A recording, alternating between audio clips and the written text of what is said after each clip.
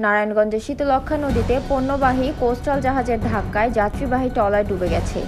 পৌনে 1টার দিকে এই দুর্ঘটনা ঘটে, তবে এখন পর্যন্ত নিখোঁজের কোনো অভিযোগ পাওয়া যায়নি।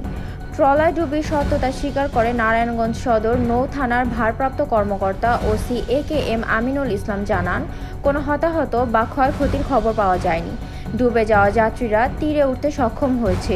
পুলিশ ও প্রত্যক্ষদর্শীরা জানান, দুপুর পৌনে 1টার দিকে নারায়ণগঞ্জ টানবাজার ঘাট থেকে যাত্রী নিয়ে একটি ট্রলার বন্দর স্কুলঘাটে যাচ্ছিল।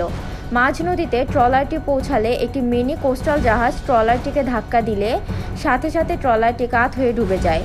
এ সময় ট্রলারের যাত্রীরা লাফিয়ে নদীতে পড়ে সাঁতরাতে থাকে। পাশ দিয়ে বয়ে যাওয়া দুটি ট্রলার এসে নদীতে সাঁতরাতে থাকা যাত্রীদের টেনে ট্রলারে তোলে। দুর্ঘটনায় পতিত হওয়ার একটি ভিডিওতে সামাজিক যোগাযোগ মাধ্যমে ছড়িয়ে পড়ে।